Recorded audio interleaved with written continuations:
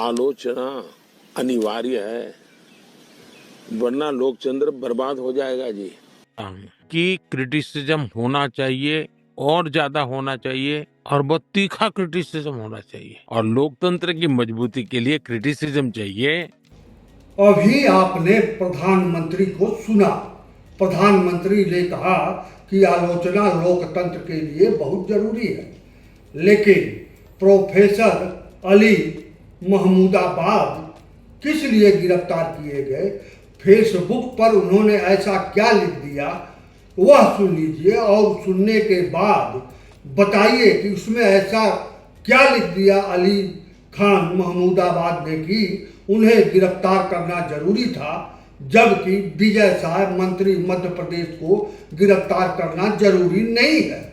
सुनिए वह पूरा उनका हिंदी रूपांतरण उन्होंने अंग्रेजी में लिखा है महमूदाबाद ने, लेकिन मैं उसका हिंदी रूपांतरण सुना रहा हूं, उसको सुनिए और गौर से सोचिए कि ऐसा क्या कर दिया है कि उनकी गिरफ्तारी तत्काल बहुत जरूरी थी। प्रोफेसर अली खान महमूदाबाद की फेसबुक पर लिखी पोस्ट का हिंदी रूपांतरण सुनिए। रणनीतिक रूप से भारत ने दरअसल पाकिस्तान में सेना और आतंकवादियों गैर राज्यीय तत्वों के बीच के अंतर को खत्म करने के मामले में एक नया चरण शुरू किया है। इसके मायने है कि किसी भी आतंकवादी गतिविधि का जवाब सेना द्वारा सीधे हमलों से दिया जाएगा और इसलिए ये सुनिश्चित करने की जिम्मेदारी पाकिस्तानी सेना पर है कि वह आतंकवादियों और गैर राज्यीय तत्वों के पीछे न छिपे। पाकिस्तानी सेना बहुत लंबे समय से हथियारबंद गैर राज्यीय तत्वों का इस्तेमाल हमारे भू राजनीतिक क्षेत्र को अस्थिर करने के लिए करती रही है और अंतर्राष्ट्रीय मंचों पर आतंकवाद से पीड़ित होने का दावा भी करती रही है। पाकिस्तानी सेना ने उन्हीं लोगों का इस्तेमाल जिनमें से कुछ को ताज़ा भारतीय हमलों में निशाना बनाया गया था, पाकिस्तान में सांप्रदायिक तनाव को भड़काने के लिए भी किया है। ऑपरेशन सिंदूर ने भारत पाक संबंधों की सभी पुरानी धारणाओं को उथल दिया है। अब आतंकवादी हमलों का जवाब सैन्य प्रतिक्रिया से दिया जाएगा और इस तरह दोनों पाकिस्तानी सेना और आतंकवादियों के बीच कोई भी अर्थगत अंतर नहीं रह गया है। इस अंतर के खात्मे के बावजूद भारतीय सशस्त्र बलों ने सैन्य या नागरिक प्रतिष्ठानों या बुनियादी ढांचे को निशाना नहीं बनाने का ध्यान रखा है ताकि हिंसा में कोई अनावश्यक इजाफा न हो। संदेश स्पष्ट है, यदि आप अपनी आतंकवाद की समस्या से नहीं निपटते हैं तो हम निपट लेंगे। नागरिक जीवन का नुकसान दोनों पक्षों के लिए दुखद है और इसी अहम वजह से युद्ध से बचना चाहिए। कुछ लोग बिना सोचे समझे युद्ध की वकालत कर रहे हैं, लेकिन उन्होंने असल में कभी युद्ध देखा नहीं है। संघर्ष क्षेत्र में रहना या वहां जाना तो दूर की बात है। किसी छद्म नागरिक सुरक्षा अभ्यास गतिविधि का हिस्सा बनने से आप सैनिक नहीं बन जाते और न ही आप कभी किसी ऐसे व्यक्ति का दर्द जान पाएंगे जो संघर्ष के कारण नुकसान उठाता है। युद्ध क्रूर होता है और गरीब लोग इसका सबसे ज्यादा खामियाजा भुगतते हैं। केवल राजनेता और रक्षा कंपनियों ही इसका फायदा उठाती हैं। हालांकि युद्ध अपरिहार्य है क्योंकि राजनीति मुख्य रूप से हिंसा पर आधारित है। कम से कम मानव इतिहास हमें यही सिखाता है। हमें ये समझना होगा कि राजनीतिक संघर्षों को कभी भी सैन्य रूप से हल नहीं किया गया है।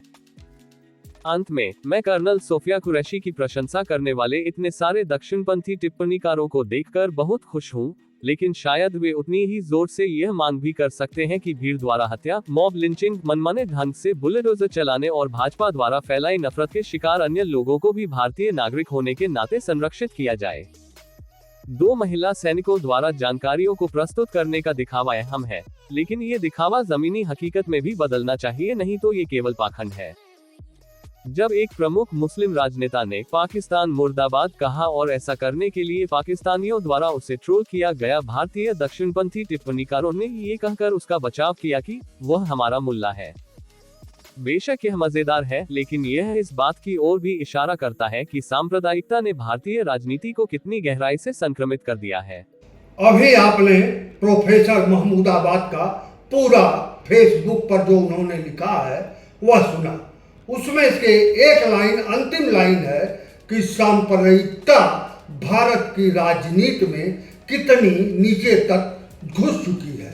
यही हो सकता है कि भाजपा को यही लाइन, अंतिम लाइन, उनके फेसबुक के पोस्ट की अंतिम लाइन ही शायद भाजपा को नहीं पची। लेकिन आगे कुछ वीडियो और देखिए। आलोचना को क्या करेंगे आप? आलोचना को बंद करेंगे तो कैसे यह देश कैसे चलेगा? फिर आप सुन लीजिए, उसके बाद लास्ट में फिर हम मिलते हैं। अभी ये सब बोलता हूँ ना मैं, तो लोग मुझे धर्म विरोधी बुलाते हैं। मतलब यार, ये मोदी जोक्स पे कोई धर्म विरोधी कैसे बुला सकते हैं? लाइक मोदी जी धर्म है क्या? ये तो फास्टेस्ट ग्रोइंग इंडिविजुअल है भाई साहब। सीएम थे, फिर पीएम बने, अभी धर्म हो गए। इतनी तेजी से तो रिलायंस भी नहीं बढ़ता यार। कोई बोलेगा धर्म विरोधी, हम लगे यार मैं धार्मिक हूँ यार, मैं प्रूफ दिखा सकता हूँ। बचपन में हर आरती में घंटी बजाता था, फोटो है जेन्युइनली। ये मोदी जैसे डिग्री जैसा नहीं है, ये फोटो है। हर आरती में घंटी बजाता था क्योंकि माँ बोलती थी धर्म तेरी रक्षा करेगा। बहुत अच्छी बात है। बड़ा हुआ सब नेता लोग बोल रहे तुझे धर्म की रक्षा करनी है। बोला ये चेंज कब हुआ? और मैं कैसे करूं यार? मतलब मैं अपना मोबाइल का बिल नहीं भर सकता टाइम पे, और हमारे भगवान इतने लेजेंड है सब, उनको मेरी जरूरत है क्या? मेरे को उनकी जरूरत है। लाइक हमारे भगवान ने इंडिया से श्रीलंका ब्रिज बना दिया उस समय बिना LNT के। जो उनकी रक्षा करने में बिजी है वो LNT के साथ नहीं बना पा रहे। महमूदाबाद जी को के साथ जो व्यवहार हुआ है वो एक दोहरा मापदंड और चरित्र दिखा रहा है। क्या लिखा था उन्होंने? मैंने 10वीं बार पढ़ा। क्या ये सेडिशन की कैटेगरी में? कैसे डिफाइन करते हैं?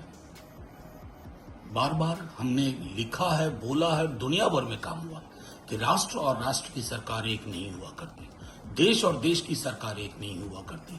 सरकार की आलोचना देश की आलोचना नहीं है। लेकिन न जाने कैसे लोग दुनिया भर में आप गुडविल मिशन भेज रहे हैं, किस बात की शोकेसिंग के लिए, और उसको हम डोमेस्टिक स्फीयर में लागू नहीं कर पा रहे। पहलगाम की जो दहशतगर्दी हुई थी उसमें नफरत के बीज बोने की भी साजिश थी। इस हिंदुस्तान की मिट्टी ने उस साजिश को नाकाम कर दिया।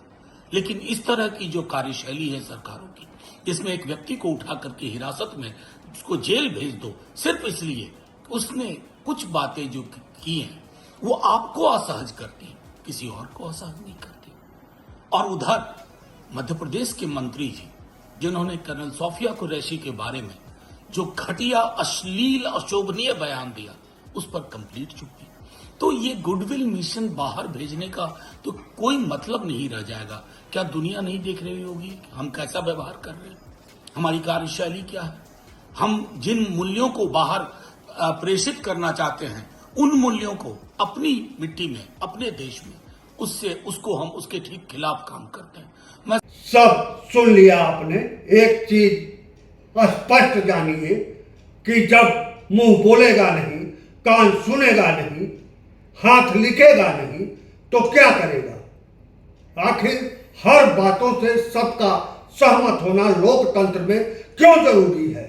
और यह जो राजनीति की धुरी भारत के आजादी के बाद से ही जारी है, भक्तगण किसी को इंदिरा गांधी को देवी बता देना और मोदी जी को धर्म बता देना, ऐसे लोग भारत के लोकतंत्र में निश्चित तौर पर भारतीय लोकतंत्र के खतरा तो है ही, यह देशभक्त तो किसी भी हिसाब से हो ही नहीं सकते।